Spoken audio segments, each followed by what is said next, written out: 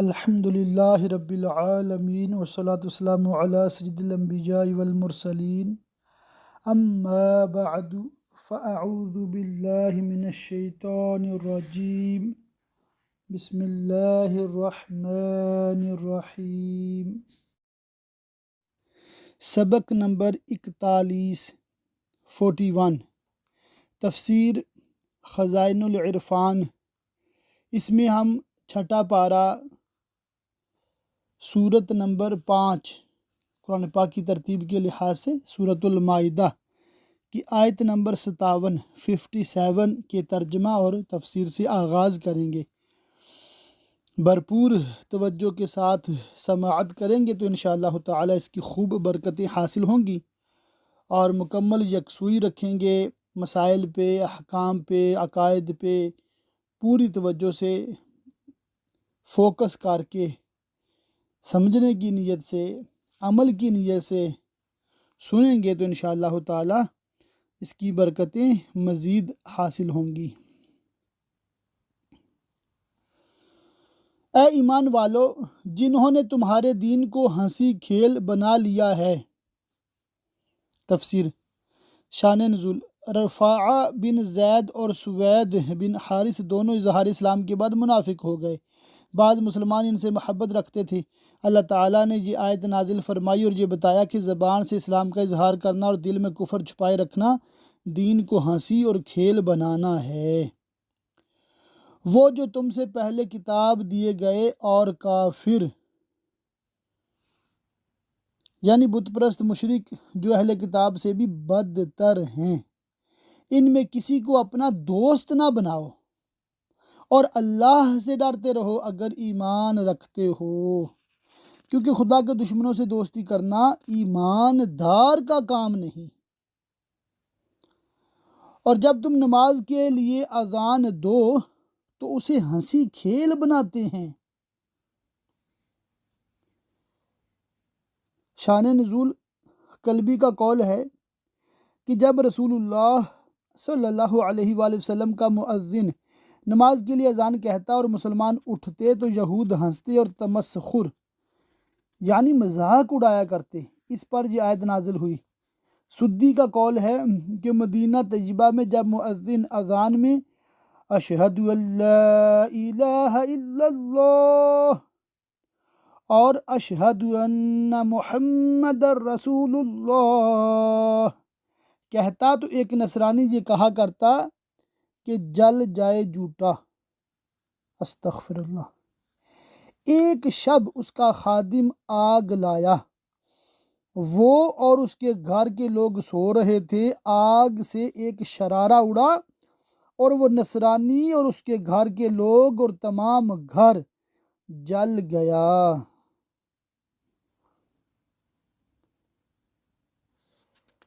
تو اللہ تعالیٰ کا اس پہ یہ عذاب نازل ہوا، اور اس کے کہنے کے مطابق جل جائے جھوٹا، تو وہ خود جھوٹا تھا تو جل گیا۔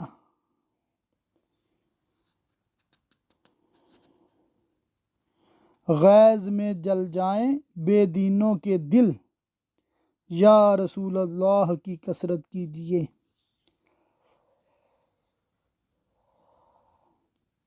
خاک ہو جائیں عدو جل کر مگر ہم تو رضا، دم میں جب تک دم ہے ذکر ان کا سناتے جائیں گے۔ صلی اللہ تعالی علیہ وآلہ وصحبہ وبارک وسلم۔ یہ اس لیے کہ وہ نرے بے عقل لوگ ہیں جو ایسی سفیہانہ، بے وقوفانہ اور جاہلانہ حرکات کرتے ہیں۔ اس آیت سے معلوم ہوا کہ اذان نص قرآنی سے بھی ثابت ہے۔ تم فرماؤ اے کتابیو، تمہیں ہمارا کیا برا لگا؟ یہی نا کہ ہم ایمان لائے اللہ پر اور اس پر جو ہماری طرف اترا اور اس پر جو پہلے اترا۔ شان نزول۔ یہود کی ایک جماعت نے سید عالم صلی اللہ تعالی علیہ وآلہ وسلم سے دریافت کیا کہ آپ انبیاء میں سے کس کس کو مانتے ہیں۔ اس سوال سے ان کا مطلب یہ تھا کہ اگر آپ حضرت عیسیٰ علیہ السلام کو نہ مانیں تو وہ آپ پر ایمان لے آئیں۔ لیکن حضور نے اس کے جواب میں فرمایا کہ میں اللہ پر ایمان رکھتا ہوں اور جو اس نے ہم پر نازل فرمایا، اور جو حضرت ابراہیم اور اسماعیل اور اسحاق اور یعقوب و اسباط پر نازل فرمایا، اور جو حضرت عیسیٰ و موسیٰ کو دیا گیا، یعنی توریت و انجیل، اور جو اور نبیوں کو ان کے رب کی طرف سے دیا گیا، سب کو مانتا ہوں۔ ہم انبیاء میں فرق نہیں کرتے کہ کسی کو مانے اور کسی کو نہ مانے۔ جب انہیں معلوم ہوا کہ آپ حضرت عیسیٰ علیہ السلام کی نبوت کو بھی مانتے ہیں تو وہ آپ کی نبوت کے منکر ہو گئے اور کہنے لگے، جو عیسیٰ کو مانے ہم اس پر ایمان نہ لائیں گے۔ اس پر یہ آیت کریمہ نازل ہوئی۔ اور یہ کہ تم میں اکثر بے حکم یعنی نافرمان ہیں۔ تم فرماؤ، کیا میں بتا دوں جو اللہ کے یہاں اس سے بدتر درجہ میں ہیں، کہ اس برحق دین والوں کو تو تم محض اپنے عناد و عداوت ہی سے برا کہتے ہو، اور تم پر اللہ تعالیٰ نے لعنت کی اور غضب فرمایا، اور آیت میں جو مذکور ہے وہ تمہارا حال ہوا تو بدتر درجہ میں تو تم خود ہو۔ کچھ دل میں سوچو، وہ جن پر اللہ نے لعنت کی اور ان پر غضب فرمایا اور ان میں سے کر دیے بندر اور سور، صورتیں مسخ کر کے، اور شیطان کے پجاری، ان کا ٹھکانہ زیادہ برا ہے اور وہ جہنم ہے، اور یہ سیدھی راہ سے زیادہ بہکے۔ اور جب تمہارے پاس آئیں، شان نزول، یہ آیت یہود کی ایک جماعت کے حق میں نازل ہوئی جنہوں نے سید عالم صلی اللہ علیہ وسلم کی خدمت میں حاضر ہو کر اپنے ایمان و اخلاص کا اظہار کیا اور کفر و ضلال چھپائے رکھا۔ اللہ تعالیٰ نے یہ آیت نازل فرما کر اپنے حبیب صلی اللہ تعالی علیہ وآلہ وصحبہ وبارک وسلم کو ان کے حال کی خبر دی۔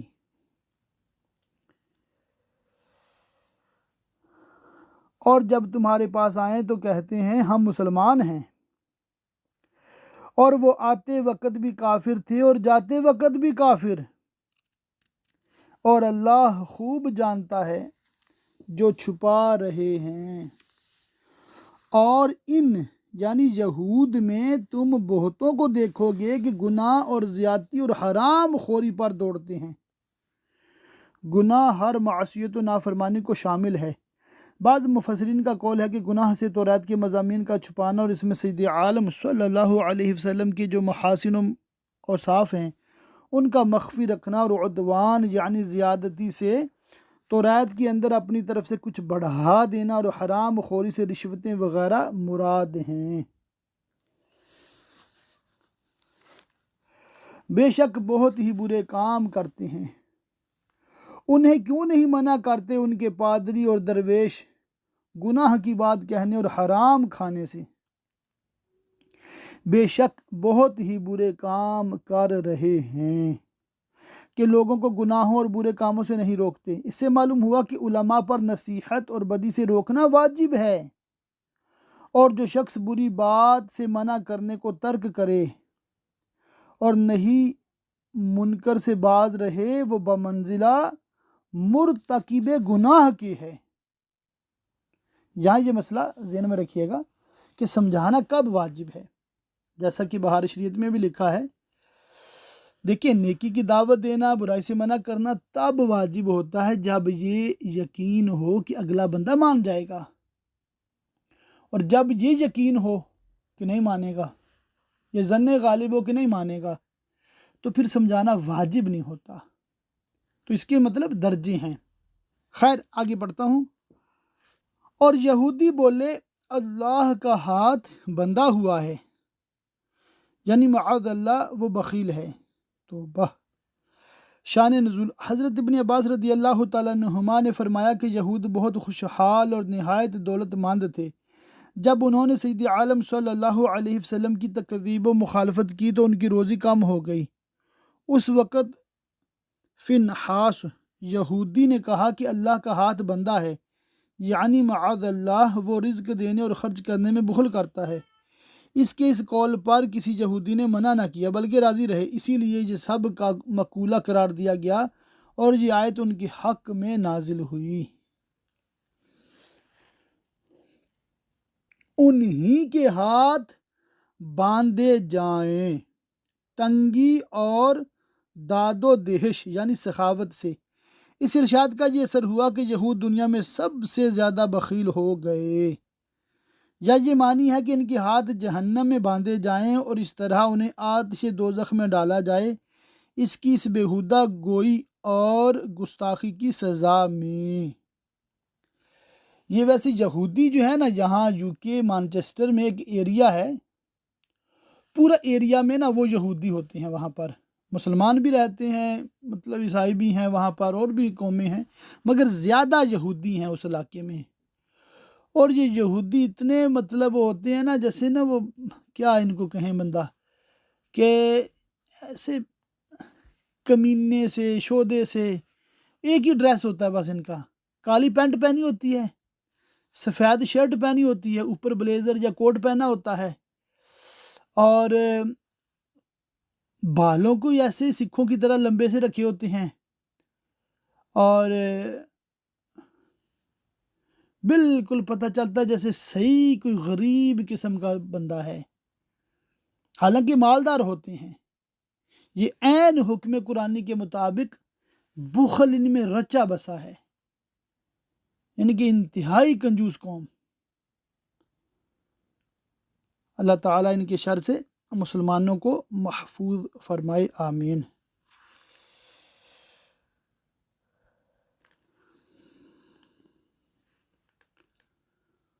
اور ان پر اس کہنے سے لعنت ہے، بلکہ اس کے ہاتھ کشادہ ہیں، یعنی اللہ کے ہاتھ کشادہ ہیں۔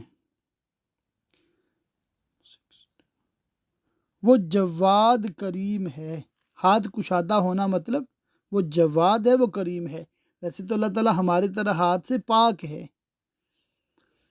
جسم سے پاک ہے۔ عطا فرماتا ہے جسے چاہے، اپنی حکمت کے موافق، اس میں کسی کو مجال اعتراض نہیں۔ اور اے محبوب، یہ قرآن شریف جو تمہاری طرف تمہارے رب کے پاس سے اترا، اس سے ان میں بہتوں کو شرارت اور کفر میں ترقی ہوگی، یعنی جتنا قرآن پاک اترتا جائے گا اتنا حسد و عناد بڑھتا جائے گا، اور وہ اس کے ساتھ کفر و سرکشی میں بڑھتے رہیں گے، اور ان میں ہم نے قیامت تک آپس میں دشمنی اور بیر یعنی بغض ڈال دیا، وہ ہمیشہ باہم مختلف رہیں گے اور ان کے دل کبھی نہ ملیں گے۔ جب کبھی لڑائی کی آگ بھڑکاتے ہیں، اللہ اسے بجھا دیتا ہے، اور ان کی مدد نہیں فرماتا، وہ ذلیل ہوتے ہیں اور زمین میں فساد کے لیے دوڑتے پھرتے ہیں، اور اللہ فسادیوں کو نہیں چاہتا۔ اور اگر کتاب والے ایمان لاتے اور پرہیزگاری کرتے تو ضرور ہم ان کے گناہ اتار دیتے، اور ضرور انہیں چین کے باغوں میں لے جاتے، اور اگر قائم رکھتے توریت اور انجیل۔ اس کی تفسیر میں ہے، اس طرح کے سید انبیاء صلی اللہ علیہ وسلم پر ایمان لاتے اور آپ کا اتباع کرتے تو توریت و انجیل میں اس کا حکم دیا گیا ہے، اور جو کچھ ان کی طرف ان کے رب کی طرف سے اترا، یعنی تمام کتابیں جو اللہ تعالیٰ نے اپنے رسولوں پر نازل فرمائی، سب میں سید انبیاء صلی اللہ علیہ وسلم کا ذکر اور آپ پر ایمان لانے کا حکم ہے، تو انہیں رزق ملتا اوپر سے اور ان کے پاؤں کے نیچے سے، یعنی رزق کی کثرت ہوتی اور ہر طرف سے پہنچتا فائدہ۔ اس آیت سے معلوم ہوا کہ دین کی پابندی اور اللہ تعالیٰ کی اطاعت و فرما برداری سے رزق میں وسعت ہوتی ہے۔ سبحان اللہ۔ یہ میں دوبارہ پڑھتا ہوں۔ اس آیت سے معلوم ہوا کہ دین کی پابندی اور اللہ تعالیٰ کی اطاعت و فرما برداری سے رزق میں وسعت ہوتی ہے۔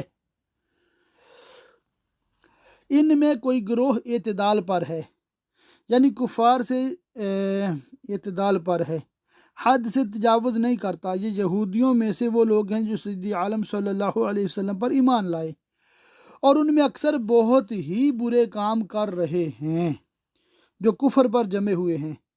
اے رسول، پہنچا دو جو کچھ اترا تمہیں تمہارے رب کی طرف سے،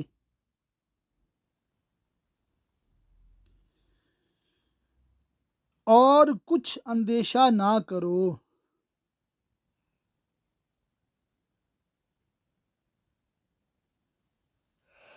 اور ایسا نہ ہو تو تم نے اس کا کوئی پیام نہ پہنچایا، اور اللہ تمہاری نگہبانی کرے گا لوگوں سے، یعنی کفار سے جو آپ کے قتل کا ارادہ رکھتے ہیں۔ سفروں میں شب کو حضور اقدس صلی اللہ علیہ وآلہ وسلم کا پہرا دیا جاتا تھا۔ جب یہ آیت نازل ہوئی، پہرا ہٹا دیا گیا اور حضور نے پہرا داروں سے فرمایا کہ تم لوگ چلے جاؤ، اللہ تعالیٰ نے میری حفاظت فرمائی۔ سبحان اللہ۔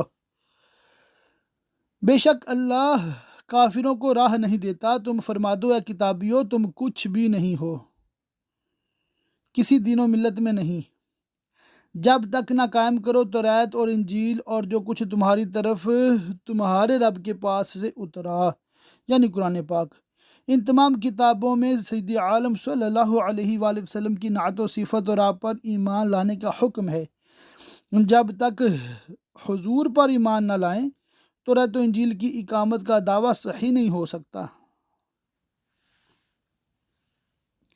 اور بے شک اے محبوب، وہ جو تمہاری طرف تمہارے رب کے پاس سے اترا، اس سے ان میں بہتوں کو شرارت اور کفر کی اور ترقی ہوگی، کیونکہ جتنا قرآن پاک نازل ہوتا جائے گا یہ مکابرہ اور عناد، غرور و دشمنی کی وجہ سے اس کے انکار میں اور شدت کرتے جائیں گے۔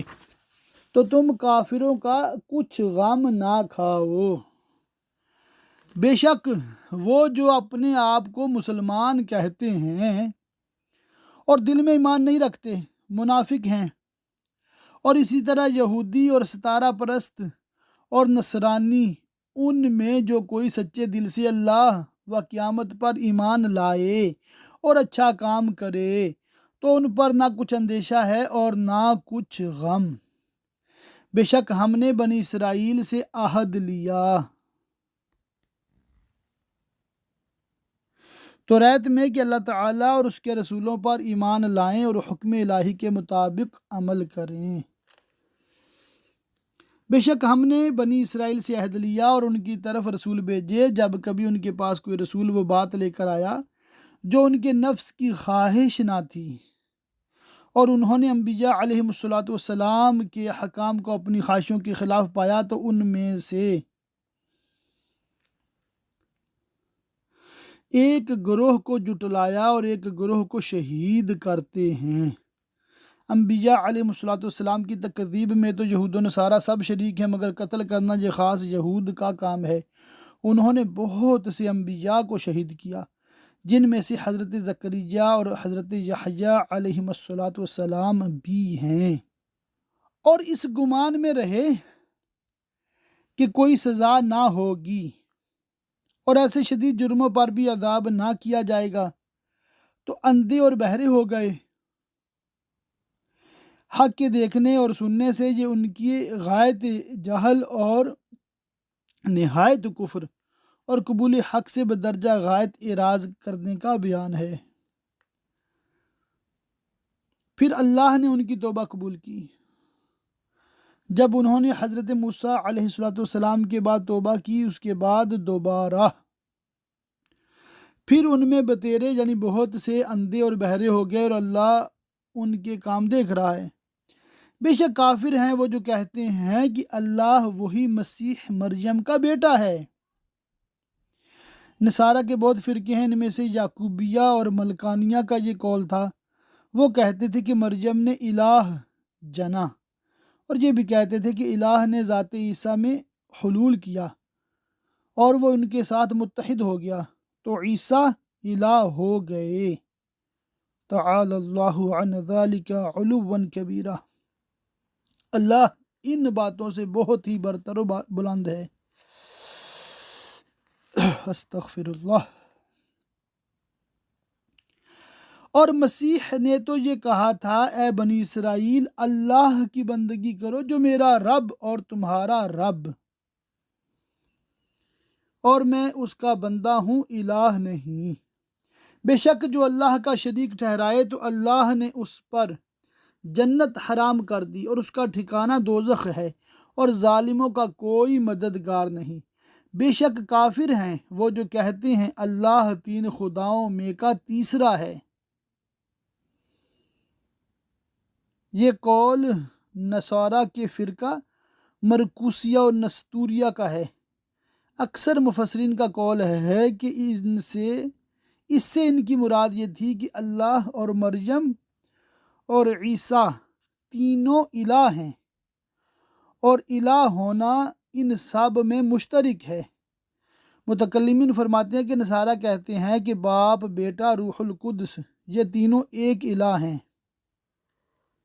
استغفر اللہ۔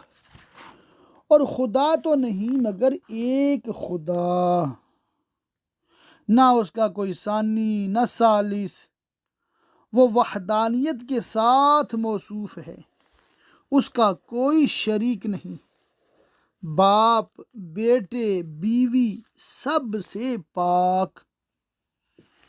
بے شک، اور اگر اپنی بات سے باز نہ آئے اور تثلیث یعنی تین خدا ہونے کے معتقد رہے، توحید اختیار نہ کی، تو جو ان میں کافر مریں گے ان کو ضرور دردناک عذاب پہنچے گا۔ تو کیوں نہیں رجوع کرتے اللہ کی طرف اور اس سے بخشش مانگتے؟ اور اللہ بخشنے والا مہربان۔ مسیح ابن مریم نہیں مگر ایک رسول، ان کو الہ یعنی معبود ماننا غلط، باطل اور کفر ہے۔ اس سے پہلے بہت رسول ہو گزرے، وہ بھی معجزات رکھتے تھے، یہ معجزات ان کے صدق نبوت یعنی نبوت کے صدق، سچائی کی دلیل تھے۔ اسی طرح حضرت مسیح علیہ السلام بھی رسول ہیں، ان کے معجزات بھی دلیل نبوت ہیں، نبوت کی دلیل ہیں۔ انہیں رسول ہی ماننا چاہیے، جیسے اور انبیاء علیہ السلام کو معجزات کی بنا پر خدا نہیں مانتے، ان کو بھی خدا نہ مانو۔ اور اس کی ماں صدیقہ ہے،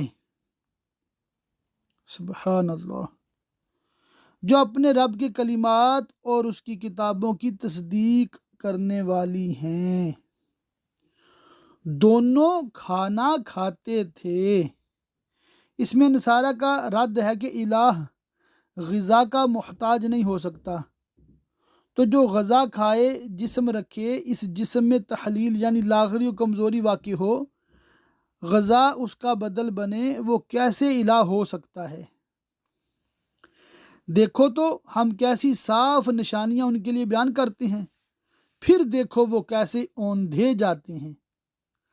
تم فرماؤ، کیا اللہ کے سوا ایسے کو پوجتے ہو جو تمہارے نقصان کا مالک نہ نفع کا؟ ابطال شرک کی ایک اور دلیل ہے۔ اس کا خلاصہ یہ ہے کہ الہ یعنی مستحق عبادت وہی ہو سکتا ہے جو نفع و ضرر وغیرہ ہر چیز پر ذاتی قدرت و اختیار رکھتا ہو۔ جو ایسا نہ ہو وہ الہ مستحق عبادت نہیں ہو سکتا۔ اور حضرت عیسیٰ علیہ السلام نفع و ضرر کے بذات مالک نہ تھے، اللہ تعالیٰ کے مالک کرنے سے مالک ہوئے، تو ان کی نسبت الوہیت کا اعتقاد باطل ہے، اور اللہ ہی سنتا جانتا ہے۔ تم فرماؤ یا کتاب والو، اپنے دین میں ناحق زیادتی نہ کرو۔ یہود کی زیادتی تو یہ ہے کہ حضرت عیسیٰ علیہ السلام کی نبوت ہی نہیں مانتے، اور نصارہ کی زیادتی یہ کہ انہیں معبود ٹھہراتے ہیں۔ اور ایسے لوگوں کی خواہش پر نہ چلو، یعنی اپنے بد دین باپ دادا وغیرہ کی، جو پہلے گمراہ ہو چکے اور بہتوں کو گمراہ کیا اور سیدھی راہ سے بہک گئے۔ لعنت کیے گئے وہ جنہوں نے کفر کیا بنی اسرائیل میں داؤد اور عیسیٰ بن مریم کی زبان پر۔ باشندگان الہ نے جب حد سے تجاوز کیا اور سنیچر کے روز شکار، سیچرڈ یعنی ہفتے کے دن شکار ترک کرنے کا جو حکم تھا اس کی مخالفت کی تو حضرت داؤد علیہ السلام نے ان پر لعنت کی اور ان کے حق میں بد دعا فرمائی، تو وہ بندروں اور خنزیروں کی شکل میں مسخ کر دیے گئے۔ اور اصحاب مائدہ نے جب نازل شدہ خوان کی نعمتیں کھانے کے بعد کفر کیا تو حضرت عیسیٰ علیہ السلام نے ان کے حق میں بد دعا کی، تو وہ خنزیر اور بندر ہو گئے اور ان کی تعداد 5000 تھی۔ بعض مفسرین کا قول ہے کہ یہود اپنے آباء پر فخر کیا کرتے تھے اور کہتے تھے ہم انبیاء کی اولاد ہیں۔ اس آیت میں انہیں بتایا گیا کہ ان انبیاء علیہ السلام نے ان پر لعنت کی ہے۔ ایک قول یہ ہے کہ حضرت داؤد اور حضرت عیسیٰ علیہ السلام نے ان پر لعنت کی ہے۔ ایک قول یہ ہے کہ حضرت داؤد اور حضرت عیسیٰ علیہ السلام نے سید عالم محمد مصطفیٰ صلی اللہ علیہ وآلہ وسلم کی جلوہ افروزی کی بشارت دی اور حضور پر ایمان نہ لانے اور کفر کرنے والوں پر لعنت کی۔ یہ لعنت بدلہ ان کی نافرمانی اور سرکشی کا جو بری بات کرتے، آپس میں ایک دوسرے کو نہ روکتے، ضرور بہت ہی برے کام کرتے تھے۔ مسئلہ آیت سے ثابت ہوا کہ نہیں منکر یعنی برائی سے لوگوں کو روکنا واجب ہے اور بدی کو منع کرنے سے باز رہنا سخت گناہ ہے۔ ترمذی کی حدیث میں ہے کہ جب بنی اسرائیل گناہوں میں مبتلا ہوئے تو ان کے علماء نے اول تو انہیں منع کیا، جب وہ باز نہ آئے تو پھر وہ علماء بھی ان سے مل گئے اور کھانے پینے اٹھنے بیٹھنے میں ان کے ساتھ شامل ہو گئے۔ ان کے اس عصیان و تعدی کا یہ نتیجہ ہوا کہ اللہ تعالیٰ نے حضرت داؤد و حضرت عیسیٰ علیہ السلام کی زبان سے ان پر لعنت اتاری۔ ان میں تم بہت کو دیکھو گے کہ کافروں سے دوستی کرتے ہیں، کیا ہی بری چیز اپنے لیے خود آگے بھیجی، یہ کہ اللہ کا ان پر غضب ہوا اور وہ عذاب میں ہمیشہ رہیں گے۔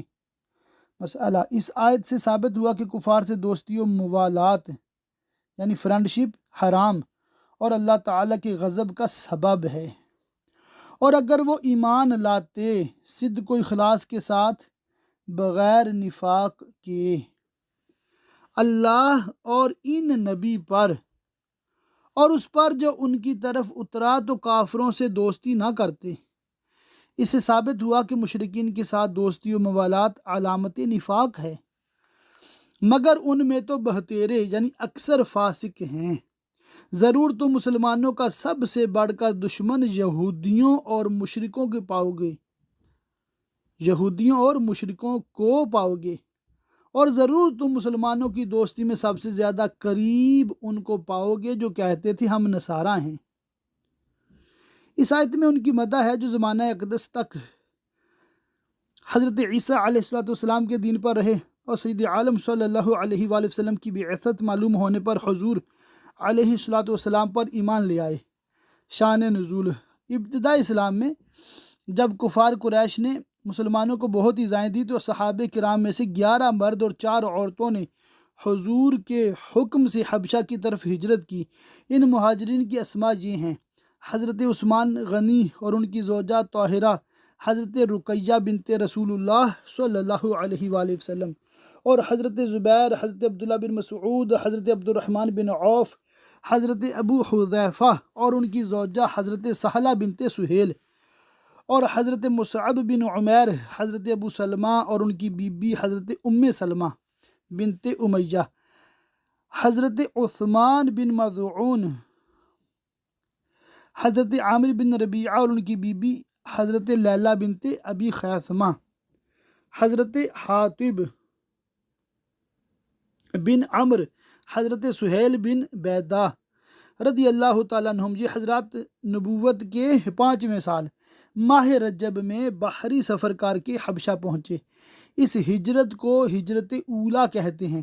ان کے بعد حضرت جعفر بن ابی طالب گئے، پھر اور مسلمان روانہ ہوتے رہے، یہاں تک کہ بچوں اور عورتوں کے علاوہ مہاجرین کی تعداد 82 مردوں تک پہنچ گئی۔ جب قریش کو اس ہجرت کا علم ہوا تو انہوں نے ایک جماعت تحفہ تحائف دے کر نجاشی بادشاہ کے پاس بھیجی۔ ان لوگوں نے دربار شاہی میں بارجابی حاصل کر کے بادشاہ سے کہا کہ ہمارے ملک میں ایک شخص نے نبوت کا دعویٰ کیا ہے اور لوگوں کو نادان بنا ڈالا ہے۔ ان کی جماعت جو آپ کے ملک میں آئی ہے وہ یہاں فساد انگیزی کرے گی اور آپ کی رعایا کو باغی بنائے گی۔ ہم آپ کو خبر دینے کے لیے آئے ہیں اور ہماری قوم درخواست کرتی ہے کہ آپ انہیں ہمارے حوالہ کیجیے۔ نجاشی بادشاہ نے کہا ہم ان لوگوں سے گفتگو کر لیں۔ یہ کہہ کر مسلمانوں کو طلب کیا اور ان سے دریافت کیا کہ تم حضرت عیسیٰ علیہ السلام اور ان کی والدہ کے حق میں کیا اعتقاد رکھتے ہو؟ حضرت جعفر بن ابی طالب نے فرمایا کہ حضرت عیسیٰ اللہ کے بندے اور اس کے رسول اور کلمت اللہ اور روح اللہ ہیں اور حضرت مریم کنواری پاک ہیں۔ یہ سن کر نجاشی نے زمین سے ایک لکڑی کا ٹکڑا اٹھا کر کہا خدا کی قسم تمہارے آقا نے حضرت عیسیٰ علیہ السلام کے کلام میں اتنا بھی نہیں بڑھایا جتنی یہ لکڑی، یعنی حضور کا ارشاد کلام عیسیٰ علیہ السلام کے بالکل مطابق ہے۔ یہ دیکھ کر مشرکین مکہ کے چہرے اتر گئے۔ پھر نجاشی نے قرآن شریف سننے کی خواہش کی۔ حضرت جعفر نے سورہ مریم تلاوت کی۔ اس وقت دربار میں نصرانی عالم اور درویش موجود تھے۔ قرآن کریم سن کر بے اختیار رونے لگے اور نجاشی نے مسلمانوں سے کہا تمہارے لیے میرے قلم رو یعنی ملک میں کوئی خطرہ نہیں۔ مشرکین مکہ ناکام پھرے اور مسلمان نجاشی کے پاس بہت عزت و آسائش کے ساتھ رہے اور فضل الہی سے نجاشی کو دولت ایمان کا شرف حاصل ہوا۔ اس واقعے کے متعلق یہ آیت نازل ہوئی۔ سبحان اللہ۔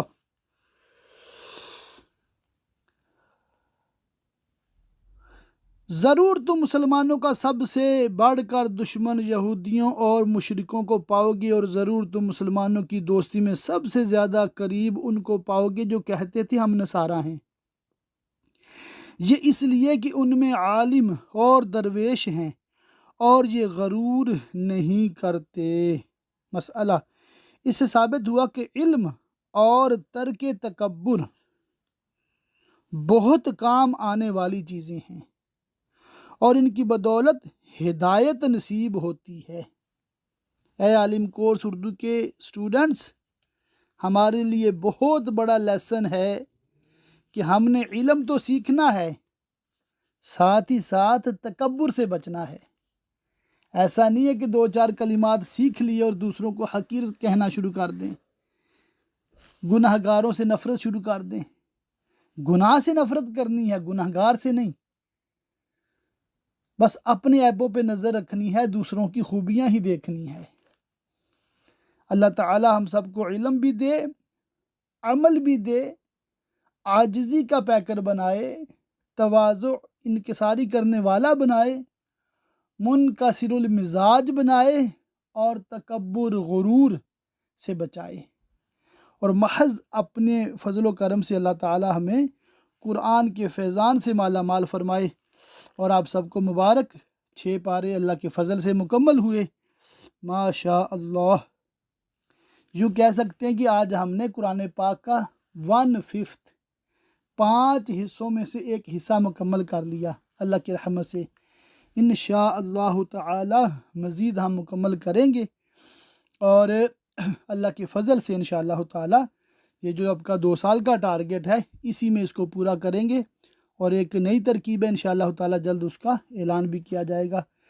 اللہ تعالی ہم سب کو دنیا اور آخرت کی بھلائیاں دے، آمین بجاہ النبی الامین، وصلی اللہ تعالی علیہ وآلہ وصحبہ وبارک وسلم۔